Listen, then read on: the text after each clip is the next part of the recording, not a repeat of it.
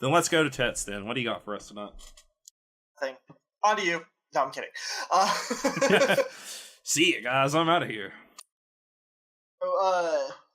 So everybody who's been listening knows the last few times I've been talking about things that have been coming from my campaign with Stars Without Number, which still hasn't actually started yet. You're just using us to brainstorm stuff. That's all you're doing. We're just your like GM toolkit. Well, and we really would have started by now if it wasn't for the fact that this is all going to be people I've never met. It's my buddy's like group of friends, which is fine. It's just I have no contact with them, so he's the one that has to get all the scheduling together when everybody can get together.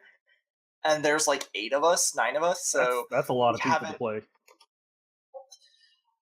We have an idea for it. It's supposed to be rotationary, but at the same time, I think everybody wants to play regularly, so I have ideas, but I don't know. But anyway. GMs.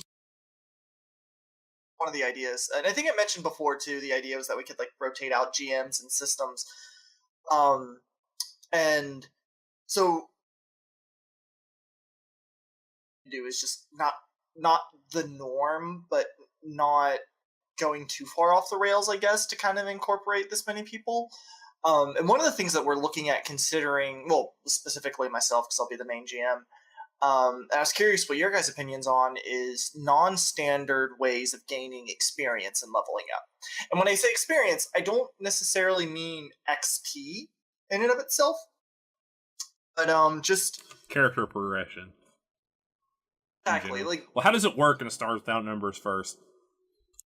So Stars Without Number does have, at least in the revised, so there's a difference between the amount of points you get in the original and the revised, but it's pretty synonymous with each other. Is it like point buy? Is it like D&D XP? You have levels? So both. As you gain experience points, you level up, you gain so many skill points, and you then allocate those skill points. And then in the revised edition, you get what's called foci, which essentially are, think a cross between, using D&D terms, class abilities and feats. If you were to combine both of them, that's kind of what foci are. That's the biggest thing that differentiates your characters. Now, there are classes, but the biggest thing that differentiates each individual character is the what foci they decide to take. And some of them you have to be certain, like any of the psychic foci, you have to obviously be a psyker. Some of them just doesn't make sense to take, but other ones, like you can totally build a skill monkey that's dedicated to blowing people's heads off with execution sniper attacks. But so, yeah, that's how you build your character. How do you like get the experience? Yeah, so when you're gaining experience, because that's the way they do it, they treat it by giving you when you level up, and you can spend those on increasing your attributes and stuff like that. But the way that it recommends core in the book, in and of itself, it's supposed to be like a little more lethal in the same way that L5R can be more lethal. Not that it's shy away from combat, because combat is so, like, if you start combat, you're definitely going to die. But at the same time, a laser rifle is a laser rifle, and if you get shot by a laser rifle, well, you know, hurt. So they don't really give out experience based off of the main way that it advocates is just at the end of each session or at the end of each like story arc, giving out a set amount of XP based off of, you know, how fast you want your game to ramp up.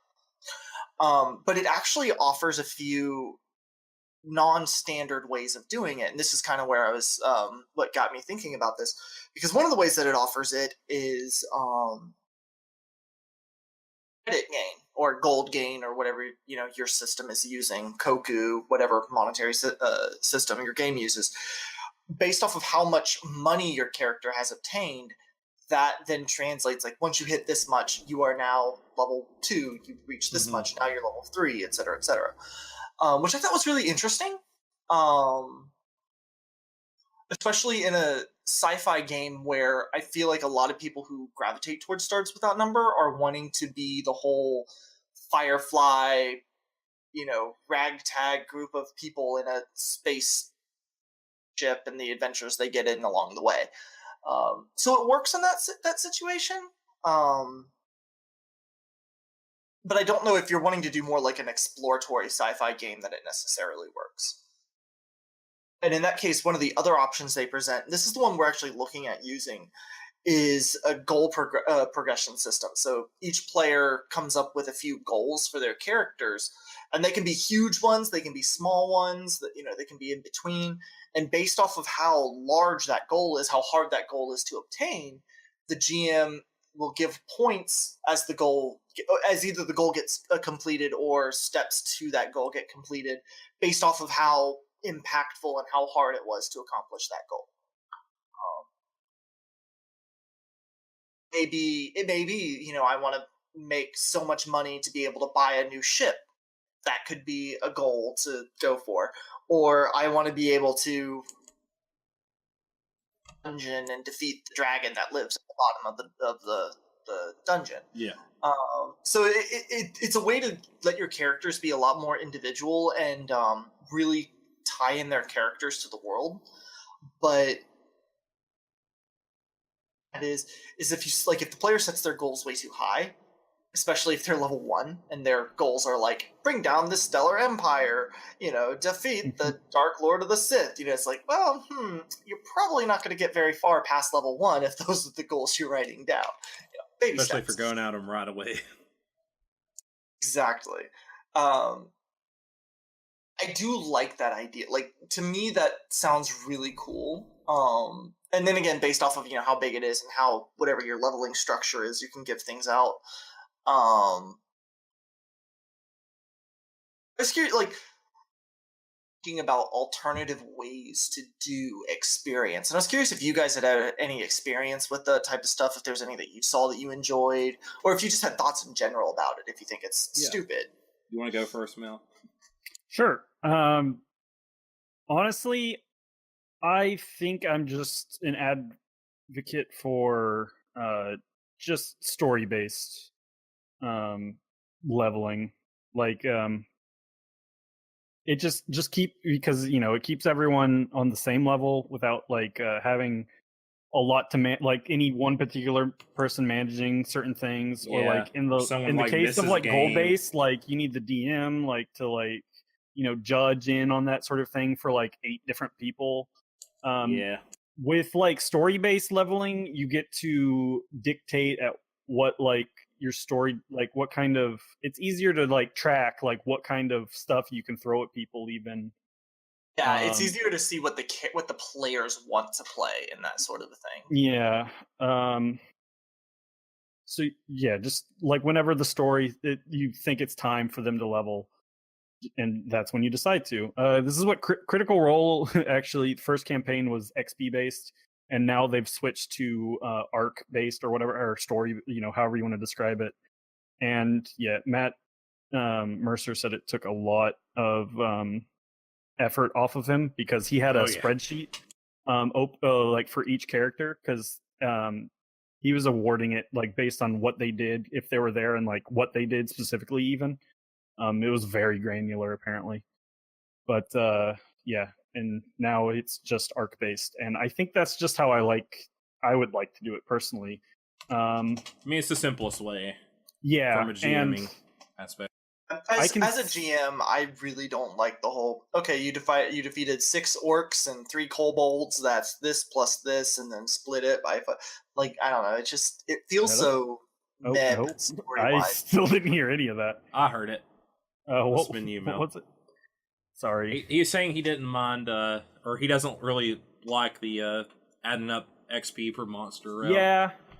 I mean, it's probably just a relic of the times, but I can kind of I can see it's similar to the second one you mentioned in particular, goal-based stuff. It's you kind of getting rewarded for what your particular character goals or something, or what your character has done necessarily. Though, I mean, if you're playing an actual a game with story and stuff in it, hopefully you're all participating towards the story, so you all feel accomplished by the time you get to level up. Yeah. as far as the money one you mentioned, it kind of sounds similar. Like you could just use that as an excuse for the for like story based leveling up as well. Like, you know, get a big payday and you level up basically. If that's And I think if that's how the your story thing. dictates it, right? Like if you're trying to pull off a big job, right? And I think that's the thing. Like, I would only use that leveling system if my players were in the game specifically to amass wealth. You know, like I Right. don't know if that would be good in a game where it's like magical Where items. Well, yeah, in a game where you're just kind of doing a bunch of smaller jobs, it just I mean, it's XP at that point. and it did also offer an alternative to that, where it's not just the money you gain, but money spent, Mm, which I thought was interesting because then it encourages a character lifestyle. And again, if that's what the GM's going for, I could see that being really cool if you were doing like your big bad is some like uh demon of decadence, of you know, of pleasure. And so like the more the characters level up, the more they're inversely like powering up their enemy as well. But I don't know that I would really I can't really think of any other way to justify using the expenditure of gold as XP. right. Yeah, it's tough at that point. It just depends on the system and what all you can get for it and stuff, I guess. Yeah. I think mostly, regardless of how it's done, I think it's just keeping everyone on the same level ends up. I think is just the most fair. Like I mean, it depends on your group. Some people don't mind being, you know, having I know a lot of asymmetrical leveling, but I like, know a lot of the OSR stuff. They're like you level because well, even original Stars Without Number, to level from level 1 to level 2, the amount of experience that was needed was different for the warrior than it was from the expert than it was for the well, psyker. yeah, it sounds like. I mean, I think it sounded like the original Stars Without Numbers was basically a 2E or 2D Yeah, that's what I or was about to 2E say. skin or whatever. Which It was is yeah, OSR. it's just a It was hold up. RSR. Yeah, it's just a whole holdover from second edition D&D. He did specifically write the original with old style gaming in mind, trying to keep that. And as he wrote this revised edition, he was trying to bring it more modern while still holding on to a lot of the key things of the old school gaming that people enjoyed. Yeah. Players that don't like that. Yeah. So I've my gaming group has actually experimented with a lot of different stuff like this. We got one buddy actually designing his own game that is trying to do a lot of weird different stuff with character progression. But one of my favorite things that we did for a 4th edition D&D game, this wasn't me running, it was my buddy. Everybody had like a different type of goal. It could be tied to like a powerful magic item, or I don't know. It's like some kind of like awakening, like some kind of power, or like making this ally or something. And that in and of itself gave like a reward outside of the game, and like weird XP stuff, and like powers that no one else would like get access to. It was kind of like an interesting take on non-linear, I guess non-traditional XP. I don't mind either or. Like as far as like the D&D case of XP goes, like I've never been in a big enough game where it's been a hassle to like add up all the XP and stuff. And when I DM D&D, I do both. I'll always give out the monster XP and like trap XP. I'll sometimes give out that you completed like a big story arc XP. Sometimes I'll just level the group up if I think like it suits the narrative. I'll mix and match with D&D. And L5R and other kind of like point buy games. The books a lot of the time will suggest like how long was the session? Will you get this much XP for this, or was it like did they fight a particularly difficult encounter? Did they complete like a huge story objective? So on and so forth. In our Third Day of Thunder game, we did basically XP was almost, if I remember correctly, correct me if I'm wrong, Tets. XP was like time based, depending on the days and the in-game days or the act. I can't remember exactly, but we also had missions. Yeah, I think it was based off the act, but we also had missions, and depending on what you accomplish in the mission, you would get more or less XP. Like there was almost like side quests in a way. I use side quests in quotations, but like alternate objectives or goals like that are hidden at first, and maybe you have to make a skill roll to reveal them, and you can get extra XP from that, or they come along as the mission progressed.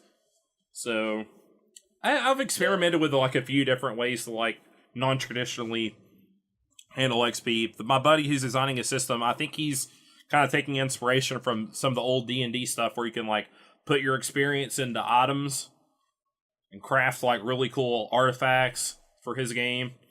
Is like an alternate way to do it. He also wants to have quests and almost like skill tree kind of stuff too. It's just he hasn't exactly figured out how he wants to implement it on top of like having a point buy XP system that he's doing in his game. So I don't know. There's like different ways. We've always mixed and matched in all the games we played, and it just depends on the group and what everybody likes. Some people probably like to completely derail a D&D game and go fight giants or trolls because they're not that deadly, but they give you a ton of XP or something, which is almost metagaming. I mean, it pretty much is at that point, but still. Some people like doing that, and if that's the group you have and that you want to run the game for that group, then maybe you should do that. I mean, so I don't. It just depends on your group and what all you like. I think I like both ways. I'm not particularly biased towards either or. I think the narrative one probably like makes a little bit more sense and is easier for a GM, so it's probably the better way to do it. But yeah, mostly for me, it comes down to trying to keep everyone on the same level. Yeah, which is also tough. Because it's not exactly super fun to have like to be super far behind everyone else. I actually like that in D&D. If my character dies, and like they're like level 5, I make a level 1 guy. I'm just like trying to survive at that point and soak off the good XP from the big monsters they're fighting. It's kind of funny. I think for me, like my big thing is seeing what people like to do and seeing what because as Mal says, like it really isn't fun like if you're making a character at level 1 because you died at level 10. Like 1 to 5, that's maybe more so, but 1 to 10. Oh yeah. Well, no, I mean, level 1, no matter, or like in D&D sense, level 1 is awful no matter how you cut it.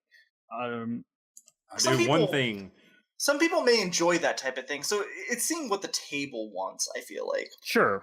I'm just saying, like, just in regards to being level 1, it's like because level 1 to 2 is like a 50%, like over a 50% jump, basically. So like in lethality.